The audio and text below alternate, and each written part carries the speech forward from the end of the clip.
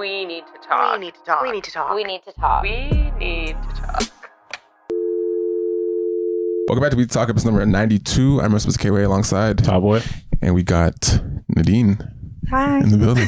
Finally. Yeah, this was talked about for a while. Nadine's been messaging me with wanting to talk her shit for a while. So here's your time to talk your shit. Not Don't talk my disappoint. shit. Not talk Don't my disappoint. shit. Engage in your shit Don't talk. disappoint. All I'm saying is don't disappoint.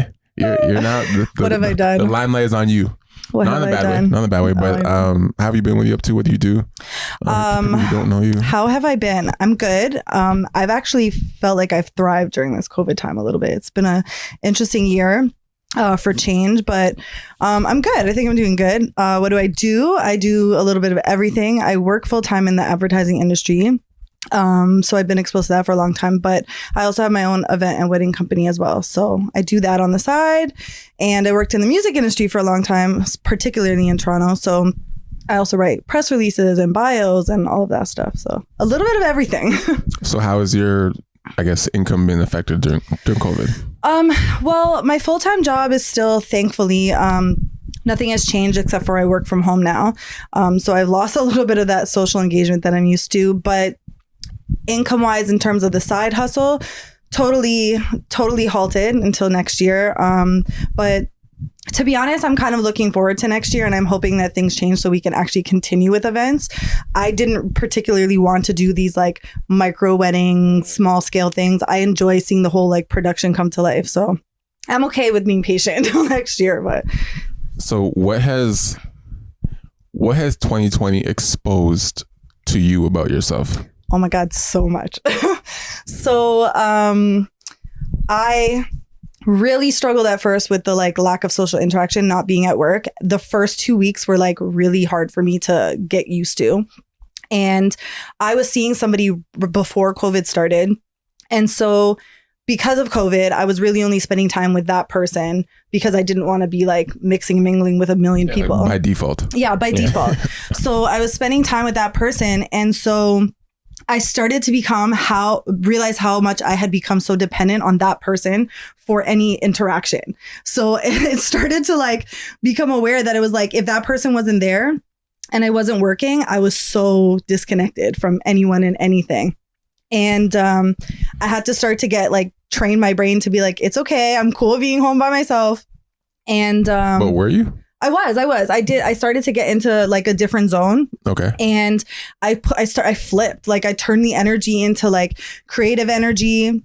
I started creating like outlets for people for work. So I was creating all of these like social engagement things and video socials and all of this stuff, and put all my energy into that. And I started to just like really enjoy being at home. I was finding like I'm working full time, and as soon as I switch off of work mode, I'm doing something creative or something that is like for my business in the future. So I just had to switch on. What happened with the guy? We're still together. It still worked? Yeah. Even with the switch? Yeah. Yeah. We live together now. Huh. The COVID baby? No COVID babies. No COVID babies anytime soon. But no, it actually forced us to like learn more about each other. We knew each other though. We knew each other from 20 years ago. So it was like a reconnect that happened several months prior to COVID, and we got a lot of time to spend together. And because we were spending time really just with each other, we were learning about each other, and we weren't focused on dating or relationship. We were really just like hanging out and spending time. And I guess as well with some of the like factors that changed, like a million different social avenues and places to go and stuff, we really just like found ways to like spend time and hang out and get to know each other different ways, have arguments, have conversations. So we're good. We're really good. So now you're in a relationship now. Yeah. It evolved. I know. I've been listening to you guys. I've been listening to you. I'm not judging. I'm just listening your to you. assessments about the COVID relationship. But no, we had history prior to, so I think it made a little bit of a difference, but it forced us to actually like spend time learning each other and actually have conversations. So congrats, by the way. Thanks. But I knew there was a but. Do you think that it's hard to take yourself out of it, and it's almost impossible to be unbiased of your own decisions, but do you think that you would still be with this person if life was normal compared to our past normal? And I ask that because if you had the ability to still be working in your normal environment, still be meeting different people in different places, like, do you still think this relationship would become what it is? Yeah, 1,000%. Because as soon as the like craziness of the lockdown changed, I just started going back to acting pretty normal with my life. Like, I started socializing again. I started going out. He works full time, so he's been working all during COVID. So it hasn't just been like we're stuck inside and it's just the two of us and we're just like, this is what it is. We've just been going about our lives. And yeah, I think 1,000% it would. Did you get a place together or did someone move in? No, he moved into my place. I got a place, but that was another transformation for COVID. I had a roommate. I lived with somebody. I totally had all this time to myself. And I was like, wow, I really need to be by myself. Like, I like being by myself. I've enjoyed having time to myself because my roommate wasn't around. And it transformed me to be like, you know what? I'm going to just like make the move and go get a place. So I went and got a new place by myself. And so what made you make the decision to say move into my place rather than we get a place? I want to say that, or like, rather than us do this dating thing but stay separate for a bit. There's life circumstances that kind of altered some of it. So it wasn't necessarily something that I think that if we had thought about this prior to, we would have made some different decisions and like where we live or how, like what place or whatever. But it's just something that's kind of like innately graduated to that. So there probably would have been factors that change in that regard, just in terms of preferences and stuff. But I made the move to like for myself to do this, and it just happened that now it works. So just a question for you: do you think you could live with someone again? Can you live with someone again, Ryan? Ever again? Yeah, like in the near future. In the near future. Do you think you would let another person into your space? Ideally for my situation, we would have liked to have it like I said, life circumstances happen, so we would have liked to have like decided this and done something together, but I don't know. Hold on, so when you say life circumstances, no, I need you to answer the question. Yeah, he's trying to be left. No, I'm okay. We didn't plan it. It wasn't planned. It kind of things happen, and which is dangerous, but understood. I mean, I got years on dating and living with people, so cool. Would I do it again? I think it has to be at a point where I'm ready to have a baby with that person. Damn. What if you have the baby and things go left? No, I mean like no. Sorry, the idea. I don't mean like that's the person. Wait till she's pregnant. Yeah. No, I mean it has to be like in my brain. I'm like, I want to have a kid with you. Mm-hmm. Like seriously. Mm-hmm. Then I'd be like, okay, let's start prepping for something like that. Like I do want to have a planned. Let's live together. Yeah, see what that's like. Yeah, like I do want to have a planned parenthood. Like babies do happen. I agree. By accident sometimes. I agree with that. But yeah, I wouldn't just do it to be like, let's just see how things. It had to be like, we've been talking for a bit. I actually want to put a baby in you. So before we do this, that's what we can sell. That's what I'm doing. I'm putting a baby in you. But before we do this, let's try this out. Because are you at that level? Like, you want a baby too? Yes, I do too. Okay, let's find a place. And I genuinely believe it is better to find a place together than you move into my place or me move into your place. Because you can say it's our place all you want, but I am used to my space and you are used to your space. And even though we both can be like, yeah, this is our place now, it's not. This is my place, and I was fine with you not here. Yeah. And now you're here, so I need to get used to you being in this space. Or vice versa. Now you're in my space, and I would never move into a girl's space. But I mean, again, I've done that before years ago when we first started the podcast. I would never do that ever again. Is that what inspired the podcast? No, but I would never move into a girl's space, even if she wanted me to. I would never do that. But yeah, I think the only time I'd be able to live with somebody again is if I'm at the stage where I can see myself having kids with that person within like the next year or so. We would live together for that year and then be like, do you still want this do you still want this baby? Yeah. All right, let's have it, you know? But yeah, that's the only level that and I'd have to be like really ready to have a kid. Yeah. Like now. You know? Yeah, I think I mean, I've only ever lived with a partner once, and it was like right off the bat because of our circumstances. I don't think I will ever live with a partner again unless hold on. You're in that phase? Not similar. What's going to happen is if we date, we're going to live in our own places for like a year at least. Necessary. And then we'll decide, all right, let's just move in together. I'm at your place all the time. You're at my place all the time.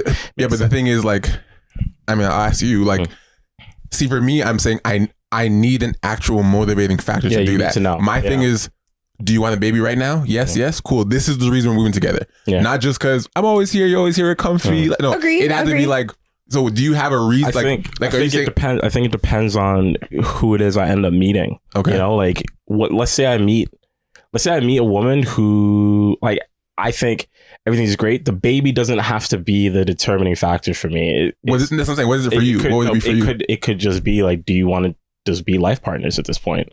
Because I've already come to terms like a long time ago that I could potentially meet a woman who doesn't want to have her own kids. Sure, of course. Right? Like she wants to adopt or something. Right. Like that's fine. But I mean, even if it's when I say baby, even if it's adopt or not, like family, we're starting a family. Yeah, but maybe like, not necessarily but starting a family, but like the different, like if we're being real, the difference between adopting and starting, like having your own child is very different, right? Yeah. So that's why I said it doesn't boil. It doesn't have to be that. Yeah, it doesn't boil down to anything kid related. It boils down more to, you know, honestly, do I actually straight up like you? 100%. Because I can love you all I want, but do I like you? It's like I gotta like you enough to be around you 24/7. Like it's a lot.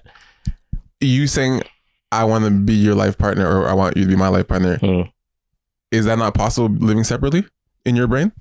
I definitely think that's possible. So how is that also the same reason why you move in? I think it's possible. I just also think that knowing me, I'd probably enjoy it a bit more if I'm with my partner.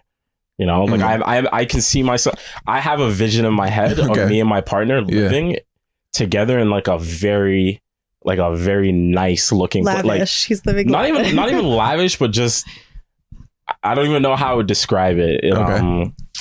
Like very modern looking, like just sure. Just look. I just imagine. I just want you there. Yeah, I just imagine us in that space. Yeah. Once again, but the people who watch podcasts, they know me. Like I'm very fluid, so it's like once again, I could meet that same woman, and she could say to me, "Yo, like everything we're doing, I fucking love. And I think it works because we have our own space." Mm-hmm. Not really a deal breaker for me either. Like it is what it is. Because I see you on Tuesday. See you then. Because I too. But does that burst a bubble in your head of this setup where I would like you to be here, but I get it. We can do the separate thing. Like, would it be like, is it entirely indifferent, or is it like I would? It's indifferent because deep down I would prefer if it was us together. No. It's indifferent because the I like is not an I need. You know, like I don't need us to be together. Mm-hmm. I would like it, but it's not necessary for me. So it's literally 50-50. Like you actually don't care difference at all if she's in the house or right now in my life. No. Not now. I mean, like in terms of what you'd like your life to play out as, you would be entirely equally comfortable if it's like, if this plays out as we just keep doing our own thing. I have my own house, she has her own house, moving forever. Yeah. Or is there a lean to like, yeah, I mean, it'd be cooler if you're in my house. Yeah, it'd be cool if we were in my house. Sure. But like, I am not indifferent to that. Ever since I heard Trevor Noah say that shit. Yeah. About like marriage is separate. Like, let's get married, but just have our own places. Mm-hmm. Ever since I heard him say that, I'm like, okay, sure, I get it because you do have a little bit of a teeter. Yeah, like only because I think it's so normalized to me. Yeah, because it's so normalized to me. If you want to roll over and have sex, you just want her there.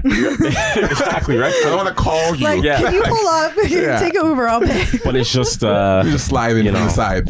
I don't know. Like I said, I'm about to go into this phase where I'm living on my own and shit. But it's interesting to. I don't know. People like their space. We'll touch back with some more in the month of living by himself. Yeah, people like their space. Like I know love my space. For a fact. Even when you live with someone, no matter how much you love them or like them, you both are always gonna do things that literally annoy the other person. Yeah, you can't control it, and it's like it literally comes down. All of that comes down to how you were raised. That's how I truthfully feel about it because, you know. I come from a family of, 4 siblings, 4 Jamaican boys.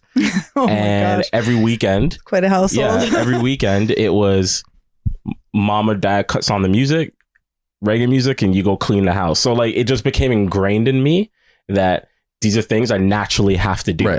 Right. On a Sunday or any, but if I see, or like the other thing is in my head, I would grow up thinking, all right, your place needs to be just clean enough so that if anyone shows up at any random moment, you're not embarrassed about it. Right. Yeah. But then like I've dated people or like gone to people's houses where essentially they didn't grow up that way.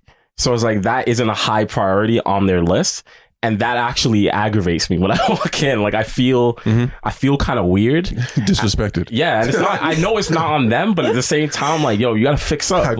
How do you not move the shoes from the front of the door? You know what I mean? It's like why they're all there. So that's what it is. That clearly is a trigger. It's a thing. I'm telling you, there's a bunch of shoes at the front of the door. You know how annoying it is? Like I never really realized it until like you get older. But you know how annoying it is like if you walk in the front door and there's shoes as you step in, like you're like, can someone move this? Like, yo, honestly, get a rack, get something. Honestly, my mom was like the queen. There could be 2 pairs of shoes, and my mom would be like, "There's so many shoes at the front door. It doesn't matter. Nadine, why are there so many shoes here?" Yeah. Okay. That's cool. I want to actually. I started a room this morning or this afternoon on Clubhouse. I haven't quite gotten into it yet. That's okay. I started a room this morning asking people to brag this morning. So I want to kind of bring this to our podcast a little bit because Zamora and I have never done it actually on the podcast, and I thought it was actually an interesting topic that kind of even me doing that on the app and hearing people do things, they're kind of like, I don't really brag. You feel uncomfortable. But I'm like, I want to create a space for us right now. It's 4 days before Christmas, and I wanted to give us a space for us to brag and share our gifts and our biggest moment thus far in our life. Ooh. So we'll start with you. With Zamora, and I'll end it. Okay. But let's brag a little bit. What does Nadine do? What are you good at? I'm good at everything. If that's how you feel. That's how you feel. That's how you feel. But go ahead. What am I good at? I think my forte is things that are around social interaction and engagement and all of that stuff. I started in weddings and events because I loved music and I loved dance, and I danced competitively as a kid. And when I was in university, that evolved from the dancing side into the throwing event side.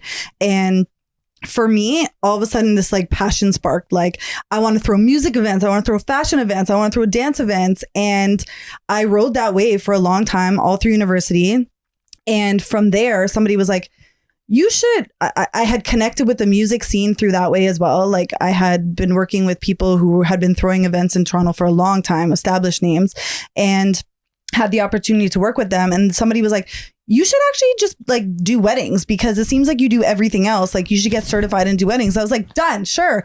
Later that year, when I got certified in like weddings, and it's just my forte. And I think the thing that differentiates me from anybody else that does this stuff is that I also have a social work background. So everything I do also comes from a very compassionate place and not just like a logistical structured place. Everything is kind of like, is dad's tie done up properly? Do I have to fix someone's boutonniere? And Ryan probably knows all these key phrases because he's like, hold on, fix a boutonniere. But I see things in a very different perspective, and everything isn't just like buy a checklist and like buy the books. And I really thrive in the industry. I like doing weddings. I'm passionate about doing events, but I miss doing the music industry stuff, the fashion stuff, because that's where I get to have my own creative input. The thing about weddings is it's somebody's hard-earned money that they've been saving for this specific day, and they have a clear vision of what they want that to look like. So for me, my shit is music events and music related things, and even working with artists. I can creatively direct like how I see a show, how I see an artist performing, what that artist's whole, brand and aesthetic should be, from their bio to their press releases to their package. I love doing that stuff. I just felt that by the time I love doing that stuff, I felt, and Ryan's probably going to give me like a side eye for this because he's pivoted 1,000 times, but I felt like I had already come so far on a professional 9-to-5 level that it was like, I didn't go to school for this. Can I go backwards? Can I how do I start this and go forwards from here without like losing my safety net and all of that stuff? So that's my shit. I still do it on the side. I still write bios. I still work with artists, but given how busy I am on my day to day and like as well as my own like 818 event stuff, I feel like I'm kind of missing on that aspect. But my biggest, what was the question? My biggest moment thus far in your life. Holy. What stands out? What's like, yo, this was as like the biggest moment? Just what is, if you think of like Nadine, the moment that was happening, you're like, yo, all right, this is really cool. What is that moment? What does that look like? What happened? You know what? I've actually, I have to think about that for a second because I can't. Take 3 seconds. Off the top of my head, I don't know. 2 seconds. I want to say, I don't know if it was more for me and less about me and more for my mom, but like graduating university was a huge thing. My brother is much older than me and he was like the wild child between the two of us. And so graduating university for me was like, man, I wasn't even sure I wanted to do it. So when I finally did it and I did my honors, when I finally hit that 4th year mark and graduated and everything was amazing, I felt very accomplished and proud. But after that, I was like, oh, so now what? You know? But I think probably my own personal, like huge, big moment would be, I think the first big wedding that I did, the first time that I had spent like a year learning other people and exposing myself to the industry. But when I first was like, holy shit, I planned this whole day, and it was a 2-day Indian wedding. So it was like 2 days of crazy amounts of stuff. And I actually executed it and saw it come to life. I was like, shit, I can do this. So now I'm like, oh, you have a 200-person wedding at a banquet hall? That's easy. Like, so I think that was probably my biggest thing. Were you able to share that win with anybody? Share it in what way? Like just in like when it happened, were you just like, was it just a you thing, or could you tell someone? Did you have something you could tell someone about? I probably shared that with everybody. I mean, that was like the pivotal point for my actual business. That was like the first thing that I had a portfolio to build from, some videos to build from. So I kind of shared it with everybody. It's still on my website, but it really gave me an idea of what I was capable of. And I think that's what makes it such a pivotal moment. After that, I was like, I can handle any wedding going forward. Like I've done this. And I think the most interesting aspect about that wedding was that for me to dive headfirst into it on my own, for me to do to be doing a wedding that was completely out of my realm, from culture wise to the size of it to all of these like variables, I dove headfirst and it was a complete success. And then, like I said, anything after that was like, yeah, I can do a Nigerian wedding. Yeah, I could do a Jamaican wedding. Yeah, I could do whatever because I've done this, you know? So, okay. Yeah. I'm interested to hear what your big one. Cool. Cozy. First, I'll start off with all the shit you're good at. The fuck you do? Because we always skim over. Like this is gonna be listen, we come in this podcast, we skim over stuff. We're like, yeah, you know, we do. We in the photography field, video stuff. You know, we do a little bit like that's what we always do every episode. I feel like everybody does that in life. I know, but we're done. We're done. Like I'm a jack of all trades. No, but we're done. We're done. As I would say, we're done. What? There's more. Johnson, I feel like I need some of this. What are you good at? What the hell do you do? What is your shit? And what is the biggest moment so far in your life? Honestly, I feel like everything you do. Honestly, and your gift to the world. Your gift to the world. Like, honestly, it sounds funny saying it out loud because I never talk about myself this way. But good. I actually feel like I'm good at anything that I do. Go ahead. And like I say that because I like that. You know what it is? I feel like I'm good at anything that I do because I don't give myself credit for it. Like I don't actually acknowledge it when it's happening, but I realize moments afterwards. And for example, like I remember when I was in elementary school or grade school or some shit like that. No, it was middle school. I don't know what I did at school. I did something stupid and I got suspended for like 2 days, right? And my mom was cheesed. She was so vexed. And she gave me like a whole bunch of chores to do. So I did all of them. And in the 2.5 days, because it was the weekend, then I was suspended like Monday, Tuesday, right? So in the 4 days, I must have read the Da Vinci Code in like 4 days. And that book was like this big. I had nothing else to do. I couldn't do shit. And my mom sat me down and she, gave me a lecture. She's just like, I don't understand.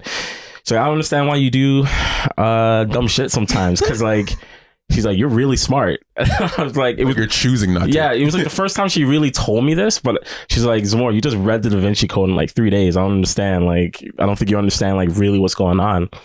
And as life kind of progressed, anything that I like would touch, but put a lot of time into, I would get really good at, right? So it started with martial arts, then it started with certain sports that I played.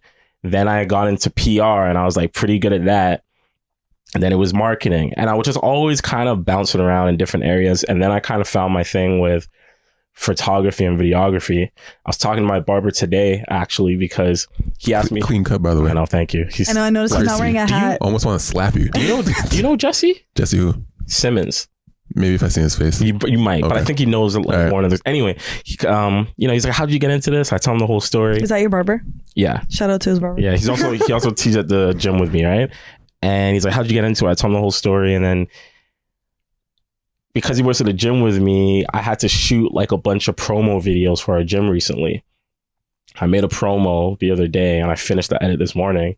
And I actually sat there after I did it. And Ryan, you've probably done this, but I sat there and I said to myself, yo, it's crazy that I taught myself how to do this. Like I didn't go to school for this shit. Like I fucking used YouTube tutorials and then I just kind of figured out as I went. And now I'm here able to like support myself off of a skill that I had no business learning because it had nothing to do with what I went to school for. And I've been able to work with crazy brands. I've been able to travel, meet people that I like never would have thought about meeting. So I think, the best thing about myself is that I can literally, you give me something and I'll get very good at it very quickly. So what do you do that you're good at? So what do I do that I'm good at? I'm obviously not obvious. Just good, what is it? Yeah, I'm a very good photographer and videographer, mainly videography. I'm probably the best drone operator for sure. Talk your shit. yeah, I know Go that ahead. much. I know that much. I'm probably the best drone operator in the city. And I'm probably... Not probably. I was going to say, take away the probably. Yeah. We want to hear more securely. No probablys. I'm definitely... I'm okay. T-H-E. I'm probably definitely, but no, I'm definitely in terms of the fitness world, because I'm also in that now.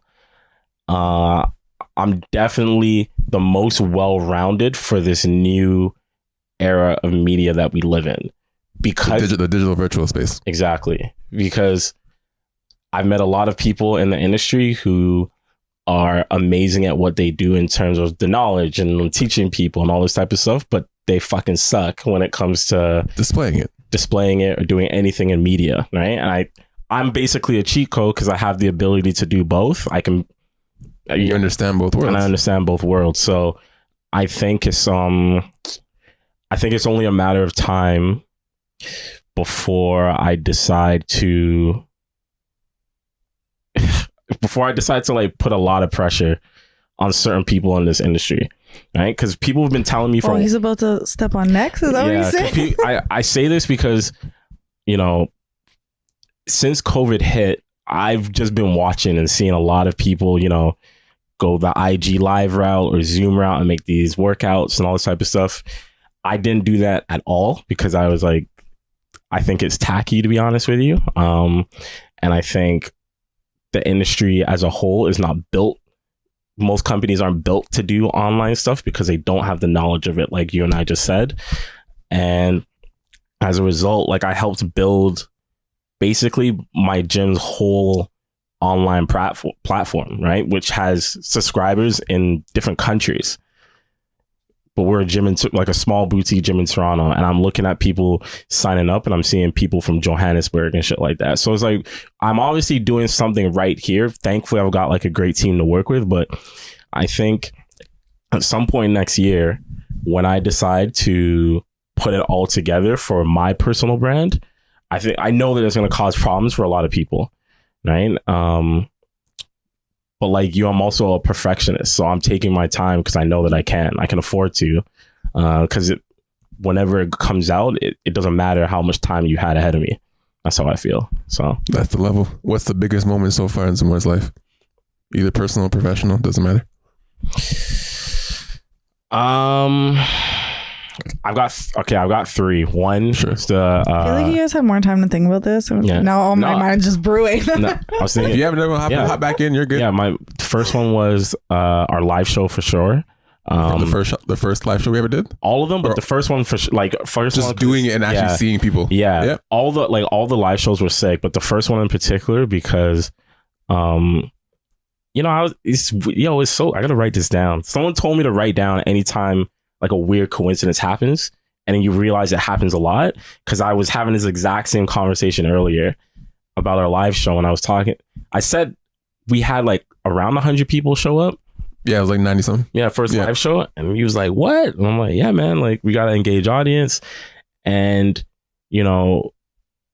we started, we're still in a basement, but you know what I mean? Like where we started to where we're at now, it's pretty crazy if you look at it in all of its totality, right? So then when you have a live show and you see people there who you would see comment on your shit or, listen to the downloads, all that type of shit, it's a very humbling feeling knowing that people will show up for you.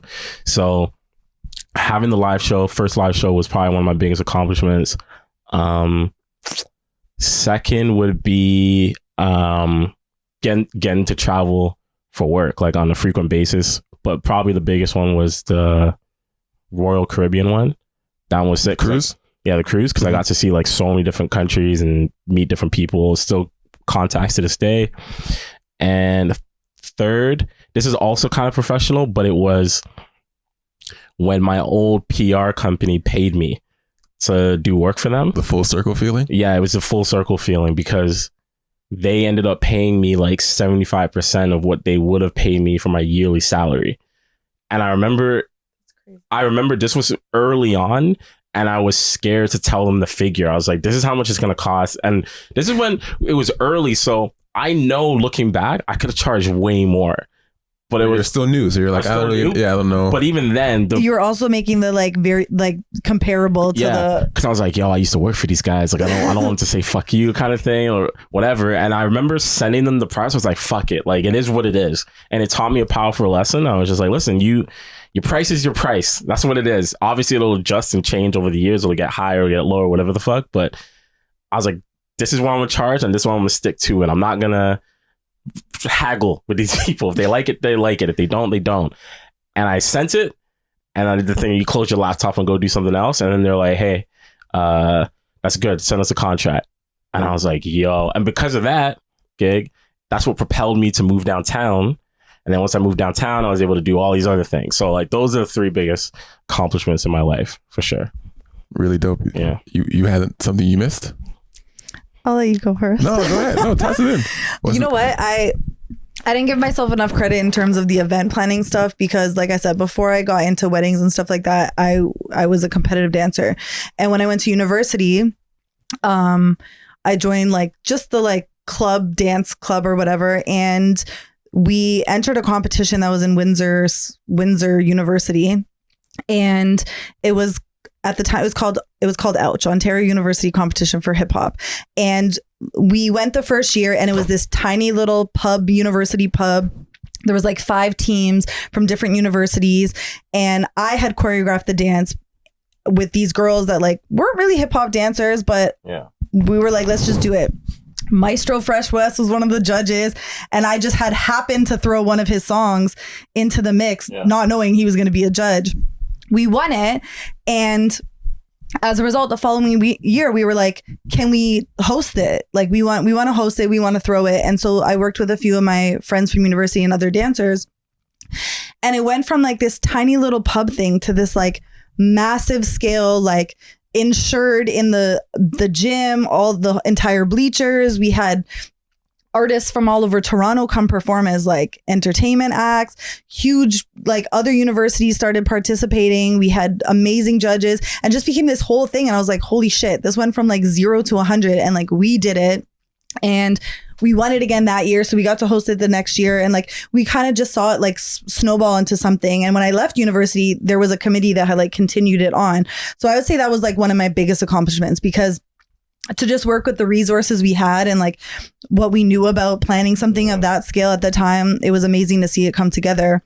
And then the other thing was, I'd say this was like something that was like, holy shit, I can turn nothing into something. I have a friend that I work with in St. Louis. I was introduced to him through another girlfriend of mine because she was like, he wants to do a New Year's party. I can't do it. I'm already committed to something. Like, please, you're the only person I trust to like take my place, kind of. And I don't know if either of you have been to St. Louis, but St. Louis is still very old school in their mindset of like race issues, right? So he's a young Black guy, you know, entrepreneur and stuff, and he was well known in parts of the States, but specifically in St. Louis where he's from. And he was like, I need you to be like my counterpart. Like, I need you to come into the room with me and be like the white face of this and like really help me sell this, because we're going to like huge business people and I need you to just like be my other half. And we created an event that was turning a Jaguar dealership into a nightclub from 5 p.m. till I think the party started by 9 p.m. So we had a 4-hour window to turn it into a nightclub and make it a New Year's party. And this was like convincing these people, you know, like me working from Toronto remotely to like really help him like execute all this, finding rentals all over the place and like literally turning it into a nightclub. And I pulled up to St. Louis like a day or two before, got a look at the Jaguar dealership. We met with the people that we needed to convince, put out advertising, and when I saw that shit come together, I was like astonished. Like we literally turned it into a nightclub. Cars were out, lineups around the corner. You know, the thing that spins in the sky. I forgot what it's called. The huge light that's like in the sky. Spotlight, yeah. And like I think it's called a Globo or something. But yeah, we just like turn it into something else. And when I saw that, I was like, shit, I could do anything. We could do anything. But like, I can literally work with anybody and like take anyone's dream and like literally make it a reality. And that's part of what comes with my weddings. But that's where my shit is, like the creative shit. That's like, I have a budget, let's make something happen, and like we can do whatever we want. That moment when you say, oh, I can do anything, it's very special. Yeah, like I think I'd like to hope that everyone can have that moment at some point in their life, because where they feel undefeated. Yeah, like when you do some, when he said at the same time, like, invincible. Yes. Yeah, like when you do some shit and it reaffirms why you've been doing something all along. Because quick question before you get into yours, I think you and I are similar in the sense that when we started freelancing, I didn't have a fear where I was like, fuck, did I make the wrong decision? But I definitely had times very early on where I was like, this is hard, unnecessarily hard, because I didn't have to do this, right? But I'm here, so I'm gonna do it. And then you have one of those aha moments where you're like, oh, okay, now I can do everything. And it basically makes you look back at those previous internal conversations where you're like, why are you such a bitch for? Like, and I'm like, now we good. Especially because you're like, at any point, I can get a job. Yeah, I think that's the thing. I like, because we're lucky and not lucky. We've earned it, but we're lucky per se in the sense that there are people who don't have any type of education or backup per se, or multifaceted. I don't view my education as a backup, but in actuality, it is. Yeah. Like, but I put myself there. I finished school. I did all that stuff for myself to give myself the opportunity. But there are some people who just do creative stuff, don't have any background. If it doesn't work, that is actually it for them. You know what I mean? So I think when we had that position where you're like, why are you willfully choosing not to get a job? Like you actually hate it that much that you're willing to struggle right now when you actually can just apply. When you have options, you can actually apply right now. Yeah. You can end this. You can end this struggle right now. Suffering. And you're like, no, I'm gonna fight this. Like it's you kind of, and then when you actually fight through, you're like, good. This is why I didn't apply. Good. I know I didn't. Like, you know what I mean? Yeah. So I definitely had those moments where I'm like, bro, your resume is open right now. Just send it. Go on Indeed and get a job. You can easily do it. You know what? The thing, listening to you guys talk too, I think the thing that's consistent between the three of us is we're so multifaceted that it's almost like looking for a job. Like, I already know what job I already apply for regularly because it's the thing that I do on a day-to-day basis. But when I start exploring options, I'm like, I could do this if I wanted to, or I could do this if I wanted to, because we've like trained our brains to be so adaptive. Yeah, adaptive to whatever skill. I call myself like the Mary Poppins of events and weddings and stuff, because I feel like I just have like this bag of tricks that I pull out, but like I think all of us have a bag of tricks. Yeah. You're like, oh, I don't know how to be a graphic designer. Give me a week. I'll figure it out. Oh, you want me to learn how to do this? I'll figure it out. 100%. Yeah. That's literally been my life. Like, oh, I can't get that job. Just give me a week. I'll have the skill to get that job. Anyone that freelances in any realm. I was having the same conversation on a shoot I was on like 2 weeks ago, and my boy was like, he literally did not know how to do something, and the work he was doing, like this whole campaign video, it was gonna end up on TV. And basically, when shit's going to TV, there's a whole other broadcast thing that you need to bake into the video and all this caption shit. He's like, Zamora, I had no fucking clue how to do any of this. They needed it on Monday, and they told me they needed this on like Friday. And he's like, I stayed up for like 12 hours. Learned it. Yeah. Put it in. And then now I know how to do it. Have I used that skill again? Never. But will I probably need to? Yes. And I'm like, I've definitely been there. 100%. Definitely been there. You guys have the like, there's no no. If you like challenge me on something, I'll be like, I'm gonna do it. I'll figure it out. So before I start, I have already accepted the mentality and the belief that, and I think we all know that, but I don't think everyone really believes it, that anything out there, any celebrity, artist, doctor, whatever, lawyer, whatever, whoever's good at what they do, were shit once. Yes. They had to be. Why is my phone on ring? Sorry. Yeah, they had to be. They had to be shit. Yeah. So like, when I see people doing certain things, these crazy app developers, the guys who made Instagram, guys who did whoever, I'm like, they weren't just born like that. Yeah. Anyone who's achieved anything worked from somewhere. They just learned. And the difference between certain people is that you either learn it yourself or pay someone who took the time to learn. Yeah. That is the only difference. Yep. You're choosing to either be like, I'm going to learn this. It might take me a year, 2 years, 3 years.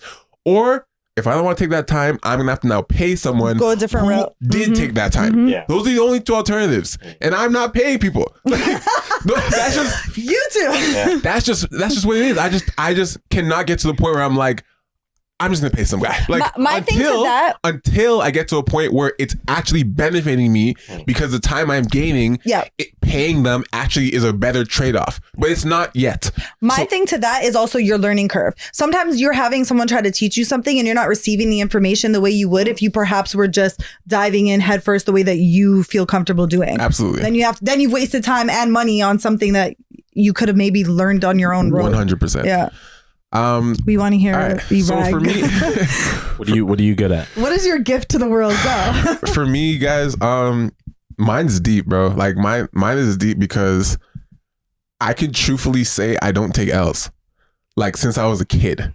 Like I don't take L's. Like his ego's already boosted because he did this earlier today. I'm telling you, I do not take L's, and the reason I'm saying that is because like, as a kid, I've always been the best friend on my team. I've always been, there's everybody else and then there's Ryan. I joined the room, Ryan's the most popular. I joined the team, Ryan's the captain. Like it's not that it's just given to me. Like I guess I'm just, my personality's just been that way, that based on the energy I have and the skills that I come with, I've always been the kid. You know what I'm saying?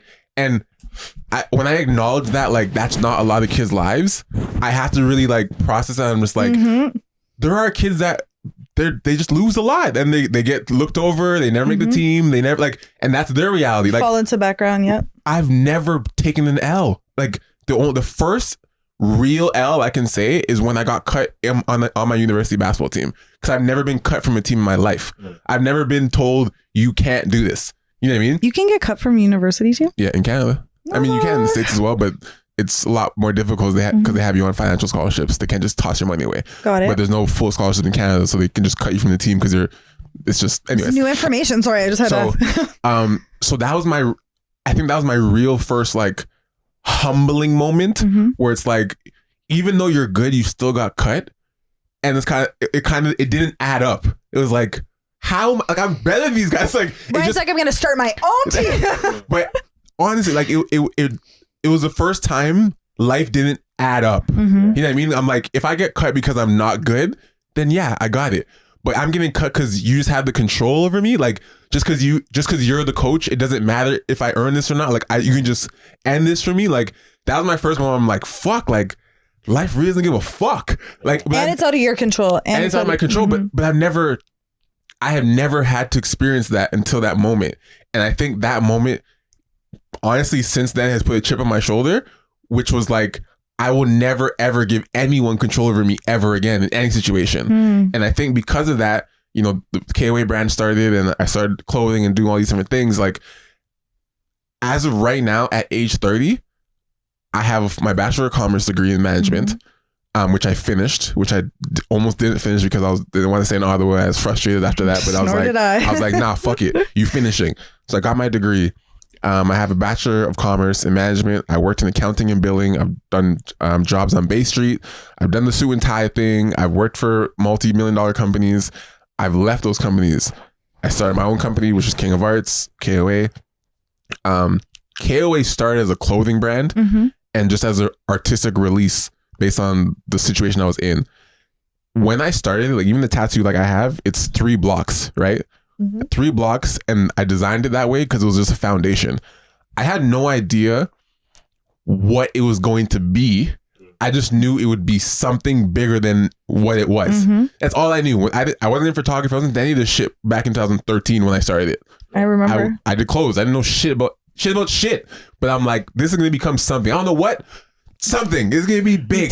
Takes no L. It was just a lot of like anger, pride, frustration, all that. I'm just like, this is just, watch, like, this shit is going to be something. I don't know what the fuck it's going to be. It's going to be something big. I don't know. And I'm 23 with no clue. Or I'm just saying some shit. I'm just like, confident. It's just going to be big. Fuck this guy. Fuck this coach. He doesn't know shit about me. Like, I was just angry, you know?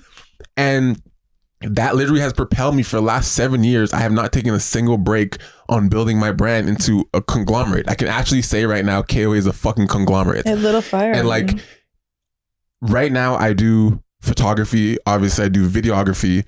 I do graphic design. I taught myself over quarantine how to do 3D illustrations and motion graphic design. Just taught myself because I was just didn't know. I've never done 3D design or anything. I'm like, I'm gonna learn it. Literally locked in, paid for like a $500 course and sat there for 3 weeks for hours on hours on hours until I taught myself how to do that. And I'm like, okay, cool. Now I know that. I have a team of photographers that work under me called KOA Pros. So I have 9 of them. I had 49 people apply to work for me. And I picked 9 that I have now worked for. Like, I kind of send different projects now. That's amazing. Right? I have a KOA 100 club, which is another facet of the brand, which is a small business branding I guess facilitator that I came up with. I had 78 small businesses apply for that company, and I picked 10 that I work with every month. They paid me $500 a month to do their branding and all their, marketing, branding, and kind of just sit with them because I have a business background. I'm like, why don't I synchronize my brain from my business side and my and my creative side? I don't know anyone in the city who, one, has a full Bachelor of Commerce degree in management and also has a great space and a great foot in the creative space as well, simultaneously. I don't know anyone like that. Yeah, you know I don't either. And I'm like, when I acknowledge them, I'm just like, bro, that's you. You are it. You are the person that synchronizes someone from fucking corporate. I can walk in the corporate building downtown and talk to someone who's a billionaire, but also a creative person and talk to, celebrities and different artists in the 2 different realms, and I can mix them, and I'm the person in the middle that knows how to do both. So I created the KOA 100 Club to kind of help small businesses bridge that gap. Everyone knows how to start a business, but don't know how to run it or grow it and scale it, which is stuff I know how to do and I've done for companies.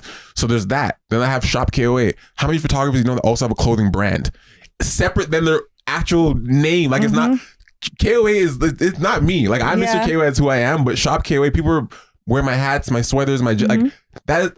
People only have that. People love Ryan. No, but the thing is, there are people who only have just the clothing line and they just run with that. Like, that is something I do. Like, oh yeah. Oh, you guys bought some stuff. Oh, sick. Like, I love and I appreciate it, but that's just a facet of what I do. You know what I mean? And I have so many arms and things that are operating at the same time. It can get overwhelming, but it also is very like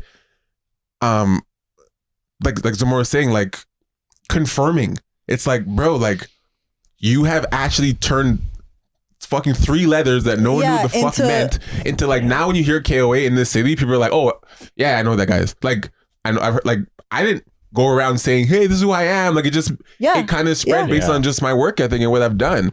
So it's very interesting. Like, even what Zumar was saying, like, anything I touch, I kill. Yeah. Period.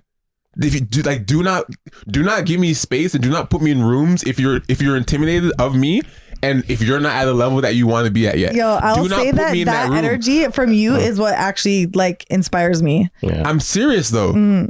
There's a lot of artists and crazy in this city that blackball me. I'm being honest. I've seen it. I've heard it. People, it comes back to me because they know what I can do if I'm in that same space. Yeah. It's easy to get a job or a contract or something if that's all someone is aware of that exists. If someone only knows of you and they think that's the pinnacle, then yeah, okay, I'll book you. But if you put me and you in the same room, you're gonna lose that client. Like, I'm just being real. So it's kind of been a gift and a curse because I mean, I'm not trying to get in other people's rooms. I just kind of do my own thing. I'm very subtle and very quiet to myself, but I'm also very vocal. It might sound very contradicting, but no, it's just how I am. Like, I understand. I don't brag. I don't say what I'm doing. No one knows what the fuck I'm doing until it's done. You'll never know what I'm doing next until you're like, oh fuck, he's doing this now, and that's it. You will never know what the fuck I'm doing until it's finished. Until there's no way for you to interrupt it, no way for you to stop it. It's already rolling. You know what I mean? That's just how I kind of move. I've actually known that about you. Yeah? Yeah. In terms of my biggest moment, bro, like, there's a few, but there's one that really stands out to me, is my first time on a private jet. Woo. And Zamora obviously knows what happened. Like, so I work with Marcus Stroman, who was a former Blue Jays pitcher, and now he pitches for the New York Mets. He's also a good friend of mine now. Like, also a cool thing that happens to me is when I meet celebrities, I befriend them. Like, there's people who are like, oh, you worked with that person? I'm like, nah, I got these guys' numbers. Like, they be like, there's a working relationship as well. They're driven to who you are as a person. Me, they're like, yo, give me your phone number. Like, I'm like, all right, cool. Like, I take their phone number versus just like, I'll hit you when we need work. You know what I'm saying? Yeah. But Marcus, I ended up meeting Marcus because I had a friend named Josh who was a teacher, and he is friends with Boy Wonder, and the way the world works is so very strange. Very. My friend named Josh is friends with Boy Wonder. They've been friends for years, and he is a teacher. Josh is a teacher, and a couple years ago, he had an event at his school where he invited Boy Wonder to come speak to some of his kids. Just kind of be like, oh, like Boy Wonder's come talk to the kids. The kids are fans of Drake and all that, you know. And he's like, yo, like, could you come just film this for me, like, to kind of just see the kids' reactions? It'd be really dope to kind of to see them meet Boy Wonder and him to ask, oh, so how do you know Drake? Like, just kind of interview him and it'd be fun for kids, right? I was like, yeah, cool, I'll record that. Unknowingly, Boy Wonder is good friends with Marcus Stroman. So Boy Wonder's like, yo, I'm gonna bring Marcus with me too. Like, these kids might like baseball. He's like, yeah, the kids love baseball. There's actually a Marcus Stroman fan in my class. So he's like, how about we just do both? Like, we'll make him a surprise guest. Yeah. This kid's like a crazy Marcus Stroman fan. So like, we'll record that too. Aww. So get him to come to the office. We call him on the PA. He gets called to the office like he's in trouble. He gets there and Marcus is in the office, so he meets him. He's just frozen. Like, so I'm just recording the whole thing. And from that moment, and just from meeting Boy Wonder and both of them, after we're done the shoot, whatever, I'm used to documenting stuff. I'm just a fly on the wall. I'm used to just that Not type me. of, I'd be that like, type this of is stuff. so nice. And because of that, Marcus's agent was there and his manager was there. And after we finished shooting, we're just wrapping up the day. His agent's like, oh, like, what do you do? I'm like, oh, I do a lot of different things, photos, videos, whatever. They're like, Marcus, we've been looking for somebody to kind of just document some stuff for us. Like, I love his vibe. Like, he was just kind of just chill, just around us. He's like, yeah, get his stuff, get his number. I was like, all right, cool. So I talked to the manager, get her number. She texted me the next day, and I'm shooting for Marcus at Sick Kids. He had like a meeting at Sick Kids, so I documented the whole thing at Sick Kids, and that's how I built a relationship with Marcus. 2 years later, Marcus gets selected for the All-Star MLB pitcher in this All-Star game for MLB in Cleveland, and he hits me up. He's like, yo, you're coming. He's like, we're gonna take a private jet to Cleveland with me and my family, and I just want you to just be there and just document my first time being an All-Star. Yeah. And I'm like, yeah, sure, let's do that. That's a feed signal. But I mean, it wasn't until like I pulled up, like I'm seeing his dad, his mom, his sister, like always close. Like, I'm just a guy. Like, I don't know you. Yeah. But I'm now in your family in the moment you've never experienced. Their whole family's super proud of you because in their mind, you're just a kid that now became a superstar. Yeah. So they're all happy for you. And I'm the one documenting this moment for your whole family. You know, and I'm sitting there, I'm like, we pull up in black Suburbans to the back of Pearson, like no security.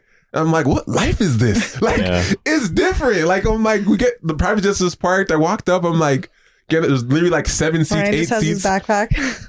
And I'm just in that moment, I'm like, we're flying to Cleveland. I'm like, this is crazy. This is crazy that my dream was to be an NBA basketball player. And this is so fucking derailed from that. And I prefer this. Like, but I'm preferring something that I never knew even existed. Okay, see, hold on. Go ahead. That's something I want to talk about. Yeah. Because I didn't grow up wanting to be a professional athlete, even though I was always athletic, but I always had an idea in my head of I want to work for myself. Like I always used to say I want to be an entrepreneur because I saw my dad do that, but I had no idea what the fuck that really meant because it was so ambiguous. Right, like what does it look like? Yeah, like my dad was an entrepreneur because he was a real estate agent, he was a stopper, like he was all these different things.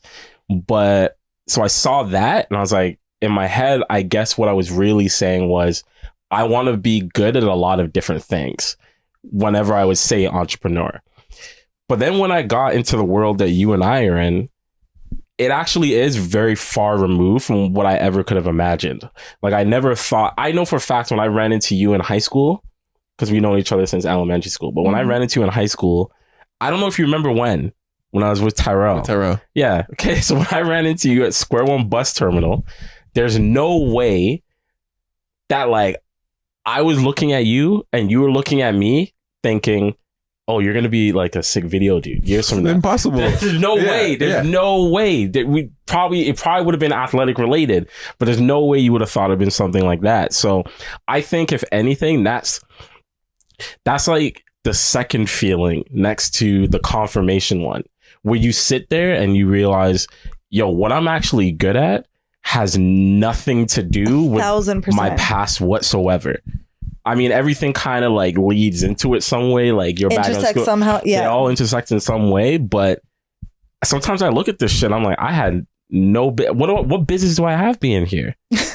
What business do I? And I've, that's not a way of me diminishing. No, but it's like there's moments of imposter syndrome. How did you get here? Yeah, it's imposter syndrome. Yeah. There's moments you're like, how am I doing this? Like, there's actually moments when I've sat, I'm like, how am I here? Like, how did I get here? How did I get here? I think about this I think about it every time like a big thing happens. A big thing, or even when it's little. Like, if I do some shit, I edit something and I like send it off to a client or send it off to a friend or my workplace, and they're like, yo, this is really good, blah, blah, blah. Part of my head goes, bro, I taught myself this shit. Like, you like it? I'm like, you like it? Cool. Like, I know they're gonna like it, but every time you're still never sure. I'm still laughing when they like it. 100%. I'm like, yo, I taught myself this. And I had fun doing this. Yeah. I'm doing this for fun. I'm watching TV and chilling and send this off to you and I'm like, cool. I did that this morning, bro. I was watching a podcast and edit.